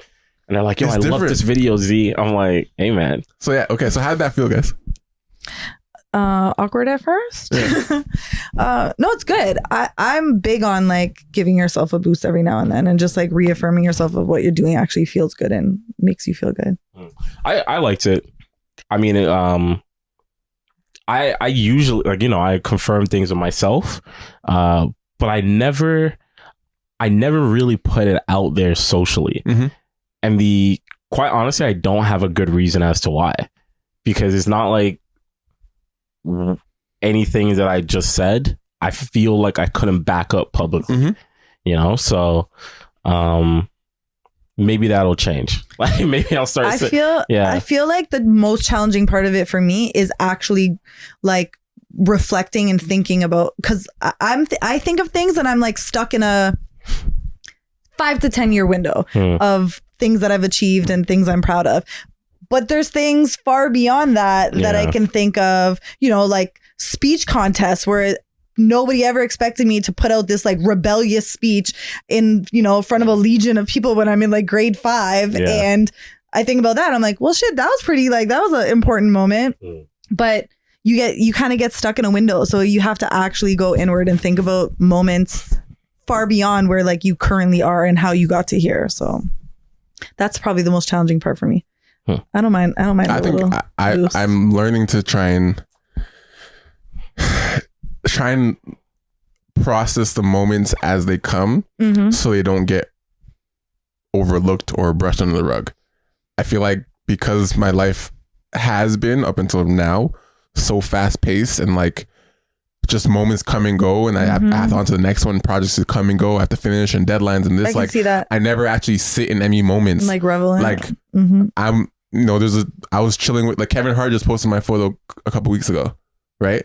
And even when that happened, I'm like, oh yeah, I forgot I shot that in Miami. Like people were tagging me like, yo, sick, yo, Kevin Hart just posted it. I woke up, I'm like, oh shit. I shared it to the group of guys. I'm like, oh, this is pretty dope. But I literally shared it. I'm like, oh, that's pretty cool. But I don't give myself, I'm like, no, there's no one in this city who has photos of Kevin on this. Right, and I've literally seen you like in the gutter part of like a concert, like this close to an artist shooting concerts, and I'm like, does Ryan even like take a minute to be like, I am the front row at the concert? Like, no, you just wake up the next day, edit the photo, send them off. It becomes a task. I know, right? So like when I was in Miami, like I'm literally shooting Kevin. We're laughing and joking. Him and the Plastic Cup Boys were like, and I'm shooting it. I literally am not like, I'm shooting Kevin right now. Yeah, you're engaged in the I'm literally process. just like, oh, there's Kevin. Okay, I need this shot. Let me get Kevin. Blah, blah. He's probably like this. Cool. Oh shit, there's Cuba Gooding Jr. Blah, blah, blah. Oh, there's Odell Beckham. Blah. Like, no, but that's literally what I was doing that day. I was like, oh, it's Odell Beckham. He might like this. I go to Odell Beckham's booth. Him and Lolo Wiz is there, his girl. His security guy's like, oh, like, he doesn't really want pictures. I'm like, oh, no worries. I'm just shooting for the club. Oh, okay, let me see your stuff. I show him. He's like, okay, get a picture of me too. I'm like, I'm dead. I'm like, okay, shit. But like, it's just like, there's people who come there like, I need Odell Beckham. I need these shots. Versus me, I'm like, oh, this will be a good shot. Like, Odell, because I genuinely love the shit I'm doing. And also I think it's the athlete in me that, to me, when I see celebrities and stuff, I'm like, you're just really good. Like, I don't know, because I think I belong there sometimes. Like, I think that might also be a thing. Like, I think I could be in the NBA. Like, there's times where I'm like if I see an NBA player, I'm like, I'll get this shot of you. Like, you'll probably like it, and your friends and people like. I could get shots of me. like I don't know, you know what I mean? So I don't view them like, oh my God, like Marcus is an amazing baseball player. I don't play baseball, but I think I could be just as good in my sport. Yeah. You know? So maybe we need to make a conscious effort to debrief after all of our accomplishments. What we've verified here is that everything we do is an accomplishment. Pretty much, yeah. I'm like, I wrote a bio. Boom. Accomplishment. Little wins. Wins. I think that's the thing. The question? Yes. So question. I still can't believe it's 4 days to Christmas. It just feels and like, ridiculous. I'm gonna be honest. I did not put winter tires on my vehicle, and I'm not even convinced I'm going to, because where's the winter at? Not to like jinx it. I don't want snow, but. This question: would you buy a Christmas gift for someone you're planning on breaking up with after the holidays, or would you just break up first? I feel like this was a very like guided question, though. People were answering that question easier than it actually is. Because there's a lot of factors. I'll listen to people's answer and it's like, they're not just break up. I'm like, okay. Like, so here's look, I let it go. I'm just like, okay, I'll just break up. It's easy. Just save the money. I'm like, all right. It's not. Let me address this. It's not that simple, guys. But I let them do their thing. I'm like, cool. Let me address this. Go ahead. If you've been dating this person, I think if you've been dating for a very short amount of time, then those responses make way more sense. Mm-hmm. Sure. Right? If you've been dating someone for a long time and the question is, that you're planning on breaking up with, right? Which means you have the feeling. Yes. Thank you. It could go to one of two ways. You have the feeling. You have a feeling that like, I don't know if this relationship is going to work. Not, I know for a fact I'm breaking up with you. I'm just prolonging it. Because then at that point, you're kind of being an asshole for the whole thing, right? So for me, even if I have a feeling where I'm like, I don't know if this is going to be long term or not, I'm still going to get you a gift. Course. I'm still getting you a gift for Christmas. Of course. Honestly, like you said, there's a lot of factors involved. I feel like it's layered. It's layered because let's say that part of why you don't want to be with that person anymore, let's say it's a newer relationship and you're like, you know what? They really suck at paying attention to my needs and the things I want. Then boom, he shows up with this Christmas gift that is everything, all your favorite things, all, you know what I mean? Like, and then you're like, wait, he was paying attention this whole time, but we've only been dating for 3 months. I didn't give him the opportunity. Or you've been together for forever. And it's not as easy to just like break up with somebody like Ryan was saying, like around the holidays. Yeah, like we're not hashtag breakup challenge.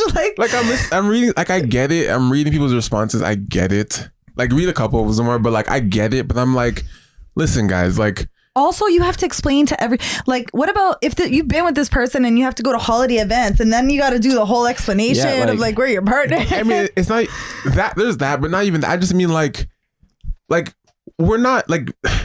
Based on people's answers, like I don't want to call them anything, but the people are like, oh, just break up and save your money. I'm like, you're not actually viewing relationships in a serious, like not serious, but like in like a rational perspective, like a human way. Yeah, like I'm like, that's not realistic. I'm like, I wish I could save my trips and money I spent on my girl. Like, yeah, I'll just save it, just not go. I'm like, okay, but like, okay, listen, like if I've been with you for a bit, Christmas is coming. I have some type of a heart, like, okay, I may not be fully into it anymore. I might be like, fuck, I might have to break up with this girl in the new year or something. I don't know when, but like Christmas is here. Like, I still love you. Yeah. Like, because when they say me not buying you a gift because I'm going to break up, like, I'm not viewing it like, let me save my money. Like, no, I'm like, I still love you. Yeah. So we're still in this. I'm at least until I actually break up with you, I'm still in this. Like, sure, if you don't want to keep the gift after you break up and do what you want, cool, but I'm buying this gift because I do break up or not, I fucking love you. Yeah. So we're somehow here. I'm getting this gift because this is the time we're in. I want to show my appreciation to you. I'm not gonna just not get it because I'm to save my money. Like what? Like I was thinking about this the other day. You know, when the whole love languages thing. Like for me, quite honestly, for me, receiving gifts is one of them. Receiving gifts, but I also love giving gifts, right? Even though that's not part of it, I love giving gifts. So when it comes to giving gifts, I'm very, how do I say it? I'm very like strategic about it because I prefer personally practical gifts. Right. I don't care if it's expensive. I don't care if it's cheap. Like if it's practical to my life, I will fucking love it. Right. If it's something I'm going to use every single day, like you've given me the best gift of my life. Like someone buy you gloves before. Yeah. And like he boxes some gloves. Someone buy me gloves. Yeah. It's somebody engaged with exactly what you're process, right? And what Ryan said is so key. It's like, look, no matter how I feel about this relationship, if we're on the verge of breaking up or whatever, I'm getting you a gift not to fucking save the relationship. It has nothing to do with that. Because if we weren't dating, but we were still close friends, get you something. I would still get you something. Like I'm getting you a gift because it's.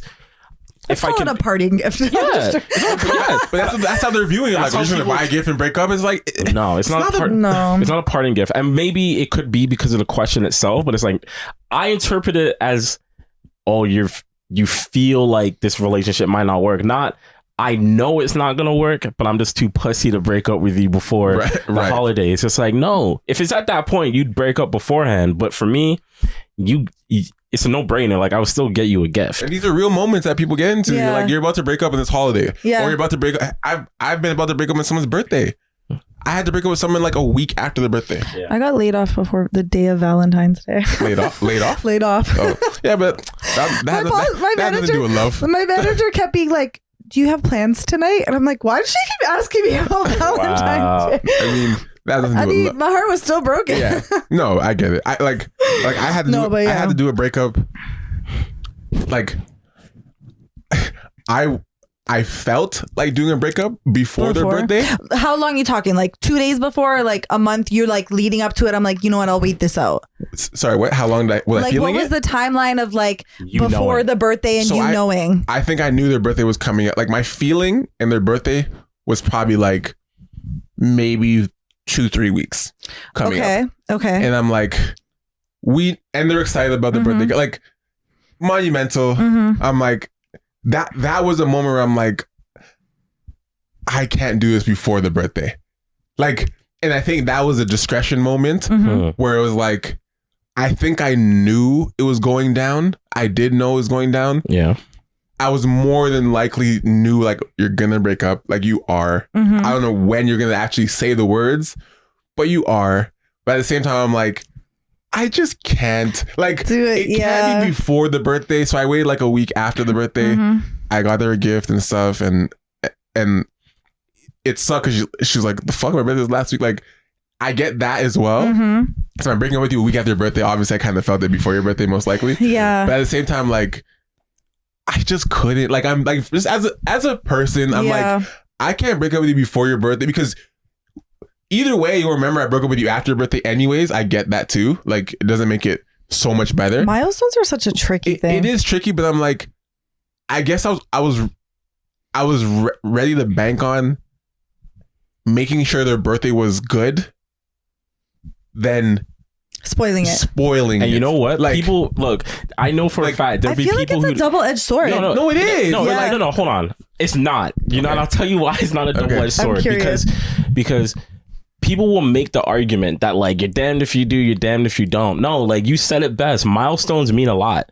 And the unfortunate reality is, depending on when shit happens, people associate events with those dates. 1,000%. Forward, right? 1,000%. So like in their life, it would for the rest of their life, bro. 27th birthday, this like, yo, trust me, like the New Year's that you didn't call and you broke up with me, dude. Like you're all, no matter where you move on for the rest of your life, you're always gonna remember, oh, that asshole did this on my birthday or something beforehand. For what? Like, would you rather say this asshole did something on my birthday, or he still broke up with me, but he was nice enough to do it after, so it wasn't ruined. Like, I don't think it's as bad, and if people want to feel that way, they can. But I don't think you made a bad. It wasn't bad at all. I think it was the best call. I think it was the best call. Come on. I really, because this is the thing, we don't play things out. Like me and Zamar have talked about this many times. Like, do you believe men have emotional intelligence?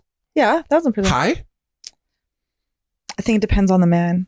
Sure. I think it depends on the man and their upbringing. Valid. Okay. So Zamora and I like to argue that both of us and many men have very high emotional intelligence, and women don't give us credit for it. And I say that because you don't think I fucking processed all this?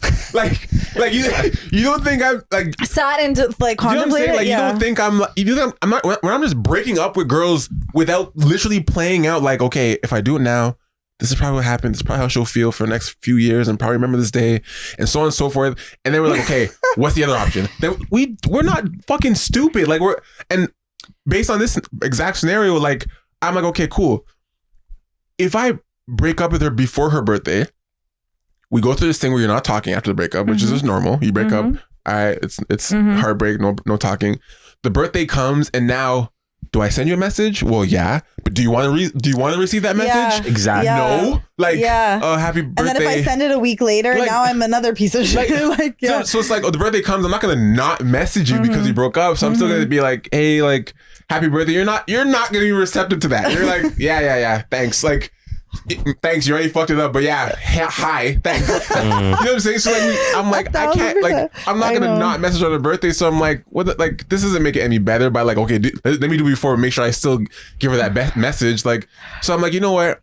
Spend the day, make sure that day is good for her. You know, I'm not pretending I still love you. I'm like, I'm not like, oh, I don't want to do like, I still love you. We're still doing, we're still making sure the day was good. But moving forward, I'm like, once I acknowledge that the day has been good, you're happy, and we've closed this time, and the longer I drag it out afterwards is on me. Exactly. I think that like that's where it's like, okay, listen, come on. Like, I'm a bit of a weirdo. I connect like moments to. I'm very big on birthdays in the sense that I think that's my new year. So New Year's for me is not a big deal. My birthday is always like new year, new chapter, whatever. So when I think of my birthday, whatever I start it with and go into it with kind of feels like that's the foreshadowing for the year. That's your tone. Yeah. So I almost feel like I'm the exception where I'd be like, let's get this over with beforehand. So my new chapter, that midnight click is like whatever's happening from here on going forward. So you think that would ruin your year pretty much? I feel like that would just be like, what the fuck? I thought this year was about to start out great and you just slap that shit down. Like I can respect that. Yeah. Because it's But I do agree with the general tone is, don't ruin my shit. Yeah, like this with the question. Bottom line is, I'm fucking getting you a gift still. Like, it doesn't make sense to. I don't understand why it'd be any different. I guess too, people are thinking perhaps in the sense of a very like new relationship, maybe, or something that's a little bit less serious.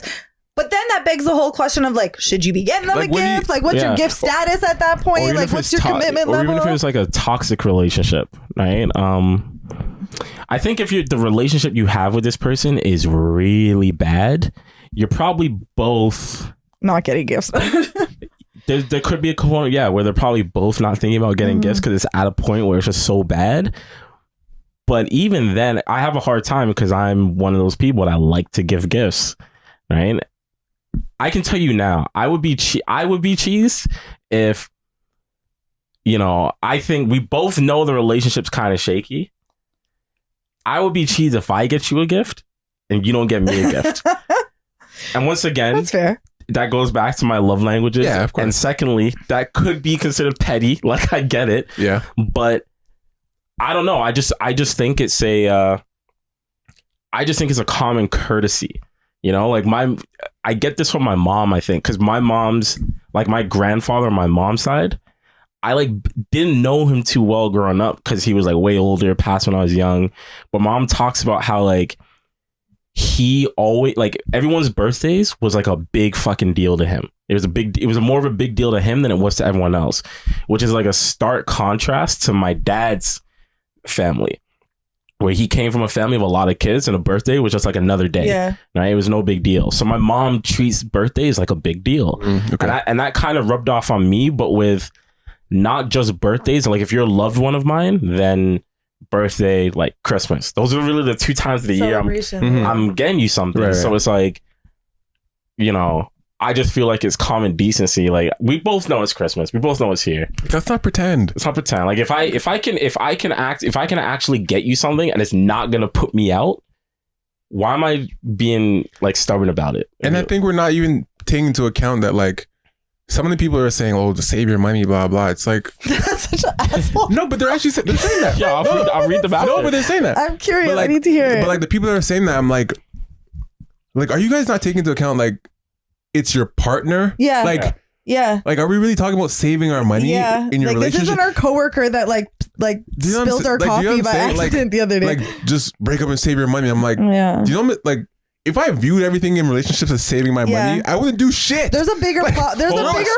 I wouldn't do shit. I would never spend money if I've spent racks on girls that I've dated. We've all seen not that, because right? they've asked. Right. Like I've done stuff. Not once because they've ever asked. No. It's just because you want it's just to. So how are we pretending like because it's Christmas and I'm about to break up, it's like all of a sudden your shit changes. Yeah, your standards all of a sudden now I'm like, oh, can't spend this though. Like, I need to hear an answer. Can you read me? Go ahead. Can you read me a good one? These people are crazy. While you're looking for one, I have a question for you.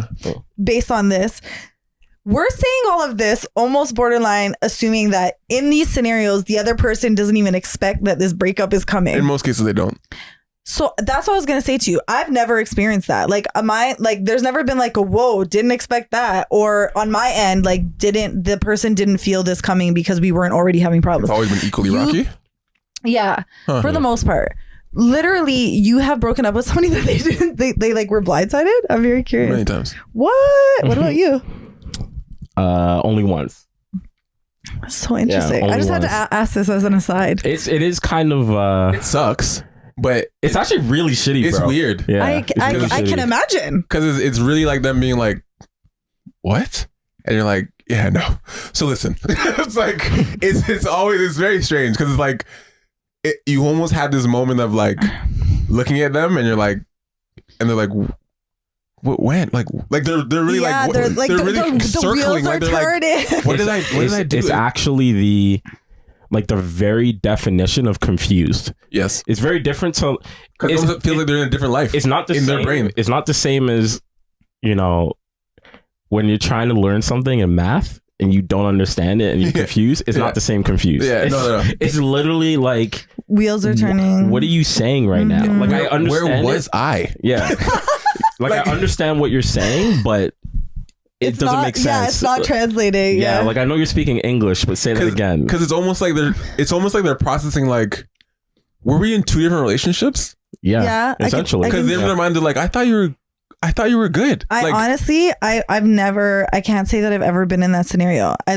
I'm somebody who endures a lot, and I'm very resilient. So I will keep going until I'm really like, no, this is not working anymore. And that person already knows by that time. You know what I think it is for maybe Zamora and myself as well, but mainly myself. I have a really, really good poker face. I'm dead. No, but I'm not even talking about like lying. I'm just constantly indifferent. Mm-hmm. That's that like word. It's very hard to I know it's hard to read me unless I want to be read. So like you may be like, oh, that's just Ryan, but in my mind I might be like, yeah, I'm over this girl. Like I can see that, but I'm not gonna treat you weird. Like you know what I mean? Like you're just gonna be indifferent. That's literally the perfect word. But me being indifferent doesn't mean I don't love you or care about you. It's just like they get used to me being this way.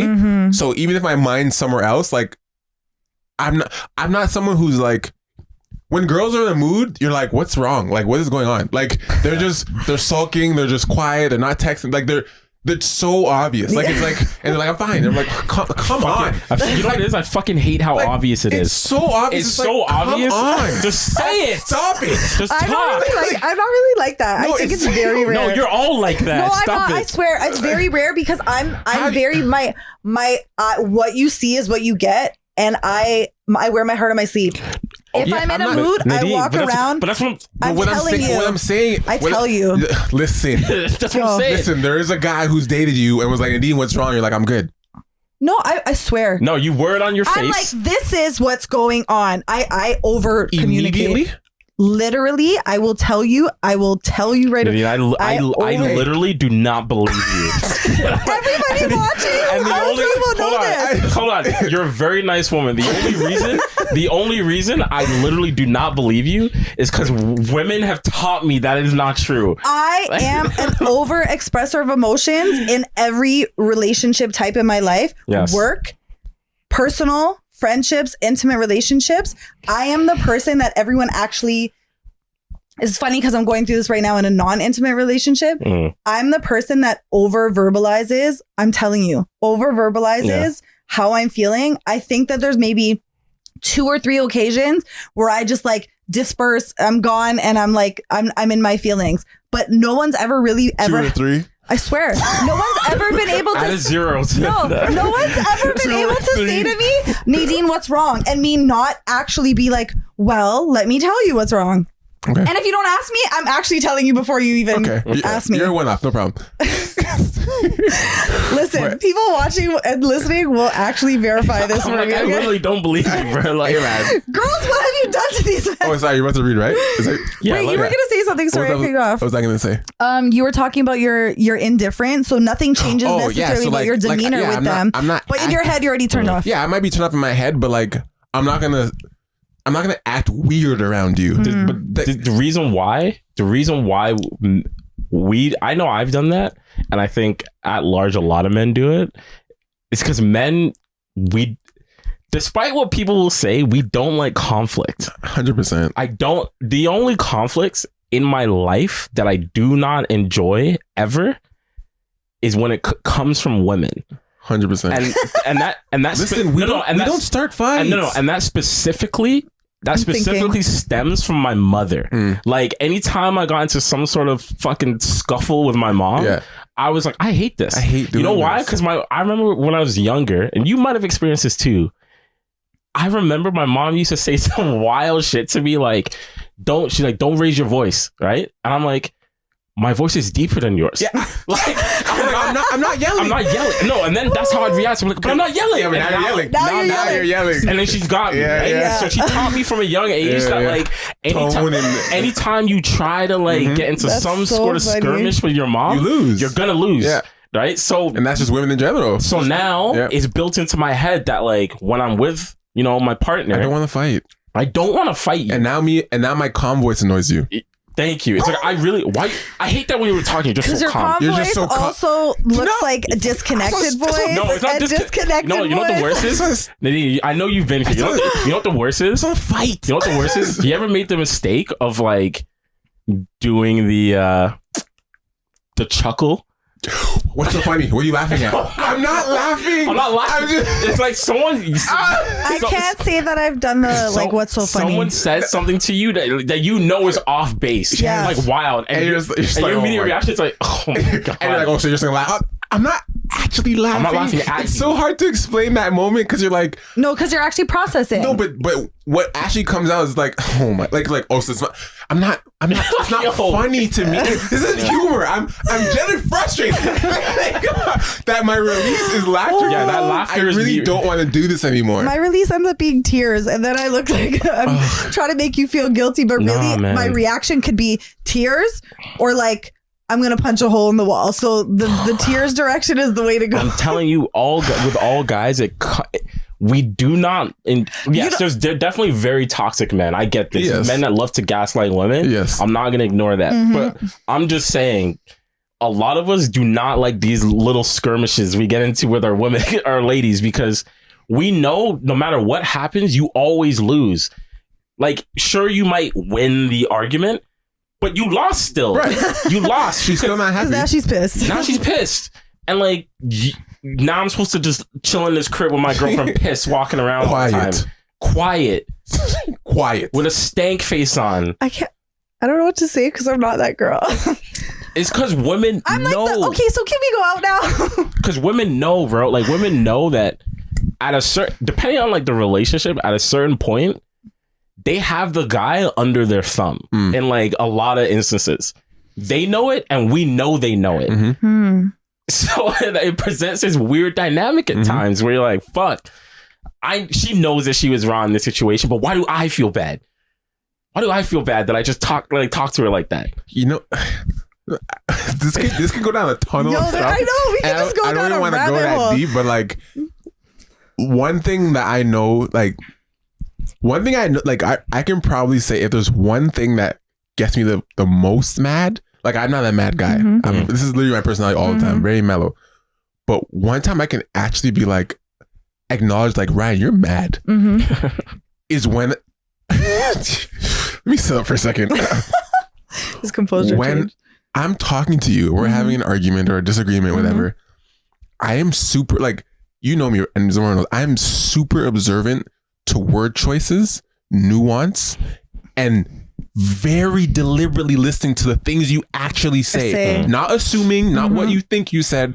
I'm listening to the words you actually say. Some, you know what I mean? A lot of people say, you know what I mean? You know what I mean? I'm like, no. What you said is this. And I'm listening for that reason because I am the literal guy. I'm to be like, is this what you're saying? Is this what you're saying? What you mean? Okay, you know what I mean? No, just say what you mean. I'm always like that. Yeah.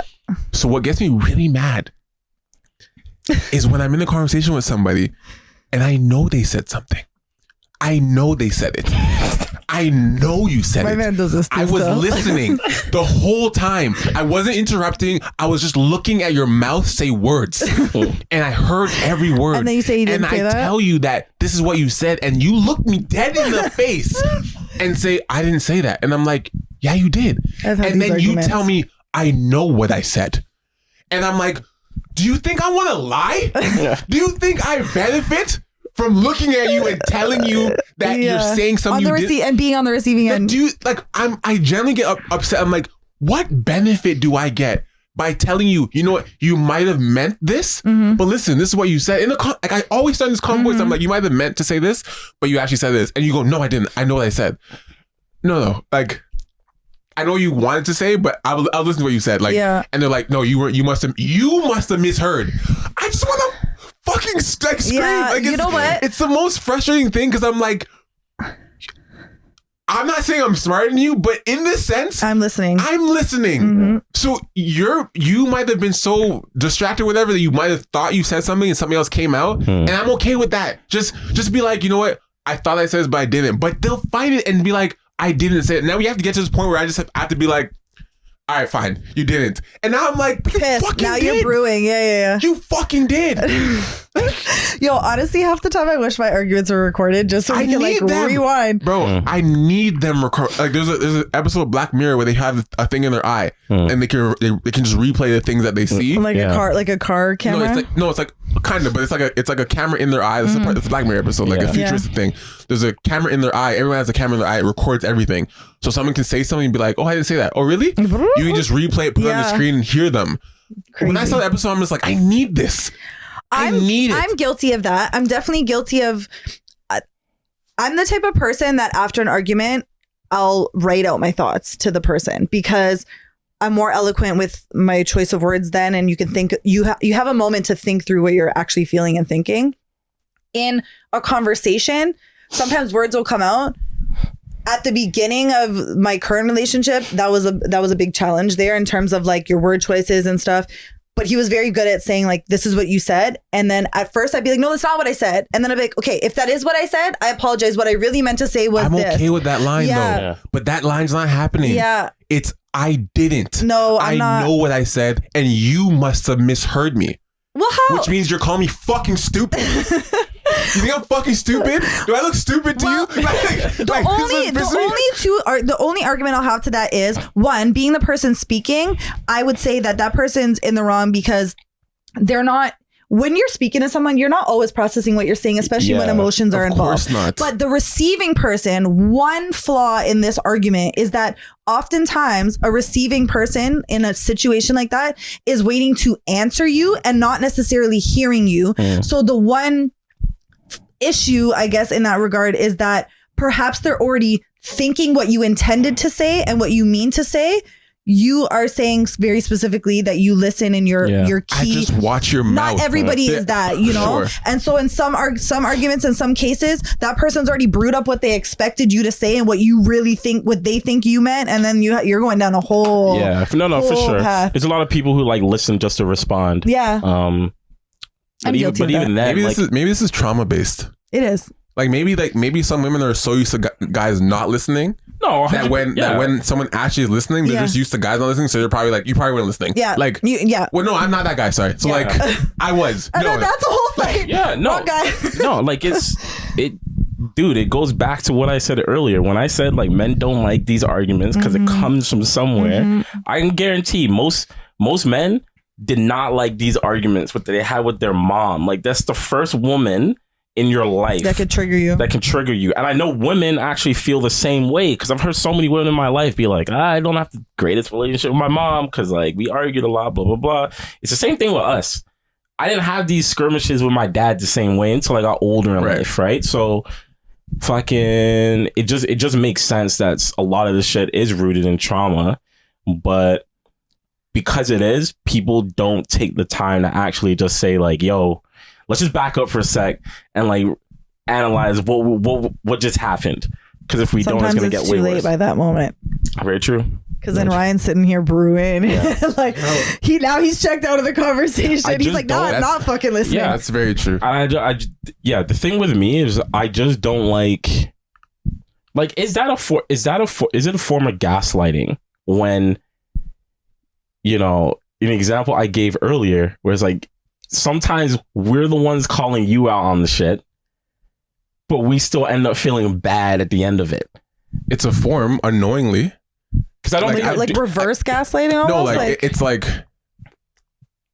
I know I'm reaching here. No, I know. I know what you're saying. It's like she's not. Women aren't necessarily trying to make you feel bad, but it's like instead of you accepting the feedback from me, you're flipping it on me and making me seem like I am causing this when all I'm trying to do is benefit you. Yeah, I can see that. But you're not receptive to it because the mood you're in, whatever, you're like, this is you're viewing it as me just deflecting. Yeah. But no, I'm actually trying to get through. I actually want to end this.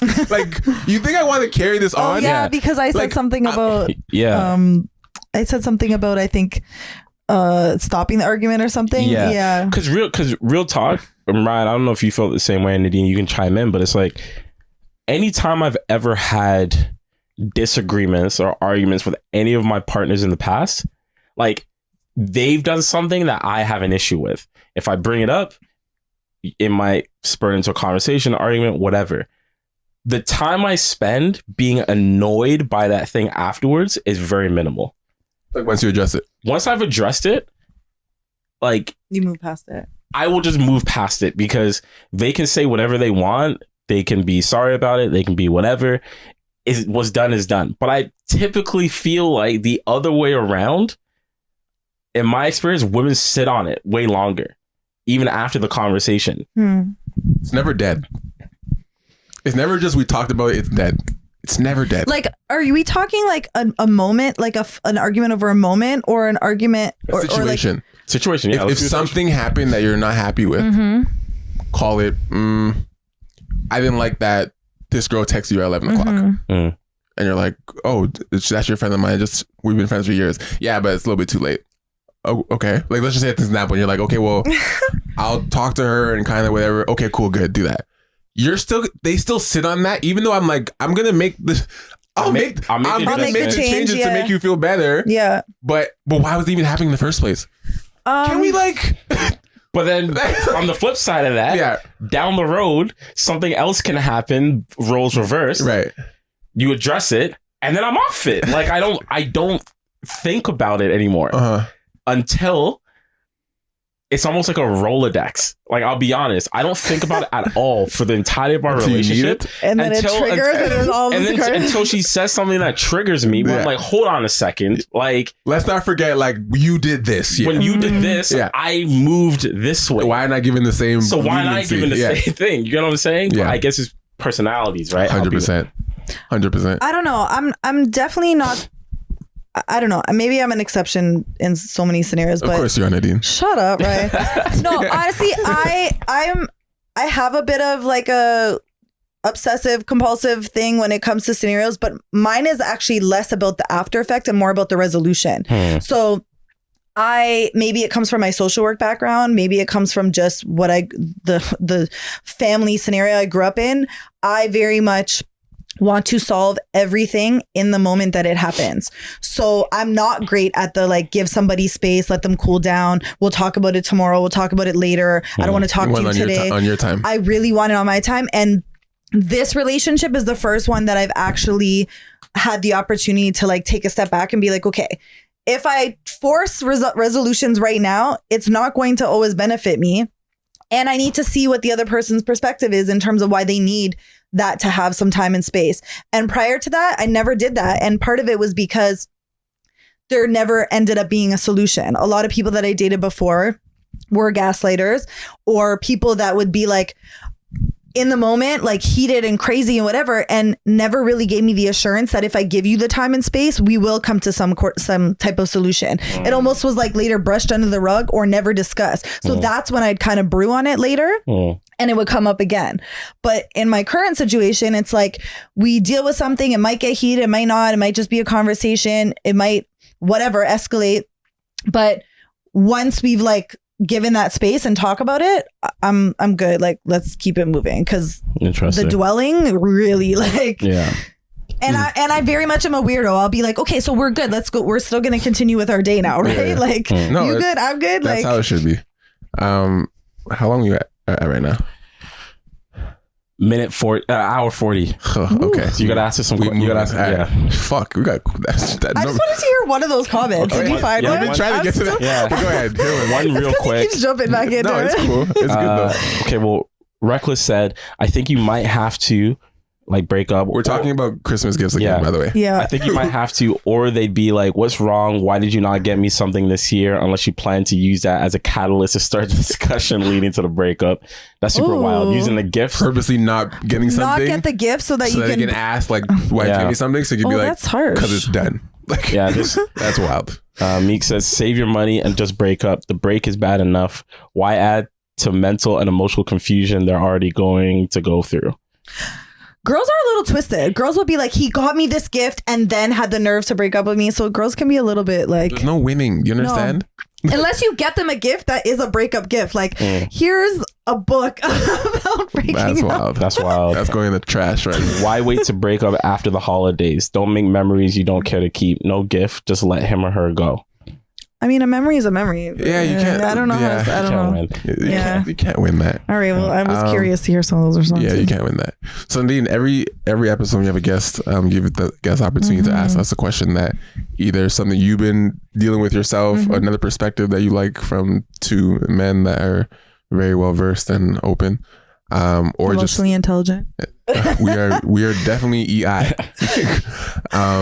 But yeah, so is there anything you've been discussing with your girl? They're kind of like, it's kind of annoying, or something you've dealt with in the past that you don't understand why certain people are that way? You know what? I would say that this is more a conversation piece with me and my girlfriends, but for the gentlemen, I guess, that are very social media, like out there on their social media, are girls wrong in receiving, I guess, some of the things that you post as subliminals? I've never been the person that really watches someone I'm dating social media. I actually do the opposite. I don't necessarily want to follow you. And if we're done, I'm totally like not interested. But I've had conversations with a few friends lately that's kind of like, either while they're in the relationship or out of the relationship, like, how often are guys actually subliminally talking about them, or do guys just not give a fuck and they're just going about their lives? Like, subliminally talking about, like, let's say you put, a 1-2 meme or like a 1-2 like quote or a little comment or something. Like, girls often interpret some of that stuff as personal, like it's about them. Okay, how often is that actually accurate? I'll say this, right? If you think it's about you, it's probably about you. Woo! Like, if the shoe fits. Like, there's many different ways I can say this, only because if I am speaking honestly, if I post something funny, if I post something inspirational, if I post something real, it's referring to something. It's referring to something. Or it's relating to something going on in my life. We're not pretending, right? And I'm sorry that, like, if you see it, you're gonna feel like you're targeted. But nothing is nothing. Yeah. So I don't just post a meme for no reason. Like, I want to stop you guys right there for 1 second, because you guys are probably the exception to every other guy that goes, it's just social media, it's just Instagram, it's not. No. That's not that. But it's because they just don't want to have the conversation with you. Of course, of course. Like, we know that. I don't want to have a conversation. Like, relax. If I post a video, okay, that Drewski thing, right, with him hugging the girl and all that shit. Rock the shit. if I post that, repost it in my story, and I'm laughing at it, I'm laughing because it's relatable. Because I've been there before. I've been on both sides of it. I get it. I don't just post it because I think it's objectively funny. It's relatable. Do you think that is you guys, because you are emotionally intelligent, because you guys are very aware of like what perception is reality? So if you put something out there that you're saying this is something that I connected with or means something to me, that that people are going to receive it that way? Because I feel like not everybody does that. You know those memes that say like, if you're trying to judge me off my Instagram, you have me like all wrong or something. Like you don't know shit. I've seen that. Okay, so here's an easy rebuttal to that. Like on not on your end, not their end. Like the things that we're attracted to on social media, whether it's women, men, marketing things, quotes, videos, whatever, they pique some type of interest and endorphin in our brain, right? It's like, you look at this is pretty funny. I like this because I relate with this. If I put something in my story or share something, nobody's sharing stuff they don't believe in. It doesn't even make sense. Like, I would never share a racist post from some white person if like I don't know. So far-fetched. If I look at this, I'm like, what the fuck is this? Why would they just put it and be like, oh, it's just a post? Like, why would no? Like, no. So like, if I see something that's like, a poster like I'm not sure if you know the page Justin LeBoy and like all these girls keep retweeting and fucking posting all his stuff in their story. I've seen girls who just put his whole pages in their story, just quote after quote after quote. I'm like, I do follow him. Thank you. I don't need him in your story. But I know you see it in all these girls' stories, especially girls. But stuff like that, like if you're sharing stuff from his page, toxic or not, it's not just because it's funny. Like, something clicked. You think it's like, this is definitely about some guy. you've talked to or some girl you've talked to, these are like, yo, this is, maybe you're not currently talking to her right now, but this is triggering something. Yeah. You know what I mean? So, you know, I just, the only thing I'll say is men aren't as directly subliminal as women when it comes to social media. Like our first step is not social media. When we think of like, I'm mad at my girl or I'm mad at the situation, it's not like, let me go to social media and talk about it. That is a women's first step in most cases. It's either a tweet, it's either a share, it's either they start posting recklessly because they want the guy to see it. Like it's just, there's these moves that women do that are subtle, but directly correlated with how they feel on how they are now acting and moving. There are girls that, you know what, fuck this guy, I'm about to go out now and party.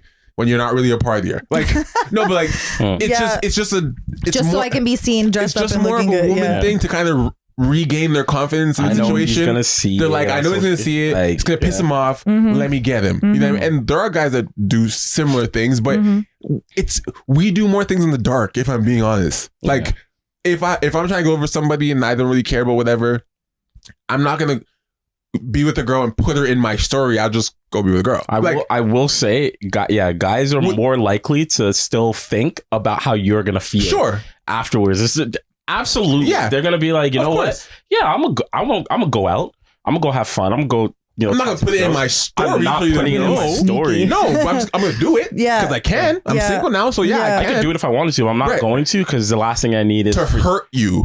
Or to piss you off, so you message me. Like, women do things so they get that message so they can ignore it.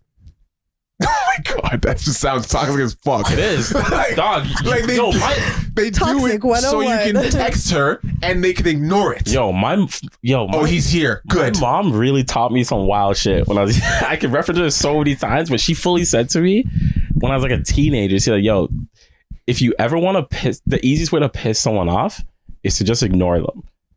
That's that's like my kryptonite. I didn't get it when she told me. And then when I got into relationships older, I was like, oh, okay. It makes a lot of sense now. It makes a lot of sense. Are you not giving me attention? Yeah. It's not even like if I require it, but it's like you know there's something here to address. You're just gonna bypass silent treatment. Ignoring me? What? You know how crazy that is? You know how crazy it is? It's like that Black Mirror episode where... Did you watch Black Mirror? No, like one episode. It's all like futuristic stuff. The one episode I watched was the one where like life was social media. So like you could like something in real... and rate them and stuff? Yeah. Okay. And by that same vein, they've had some other episodes where, I think it was that same episode. If you, let's say you committed a crime, what they would do is you would get blacklisted from society. So when you're walking around, let's say Ryan did something fucked up. He'd be blurry. You wouldn't know who he is.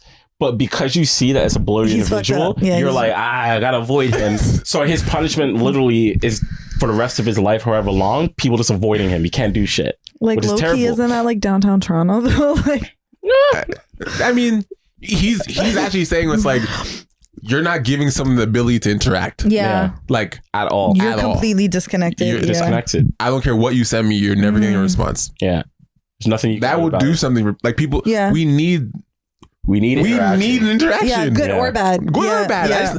Even if you're mad at me, I'm glad that we're arguing. Like, but if you're just like, no, I'm not even gonna entertain this. I'm horrible. You can't do that to me. It like kills me.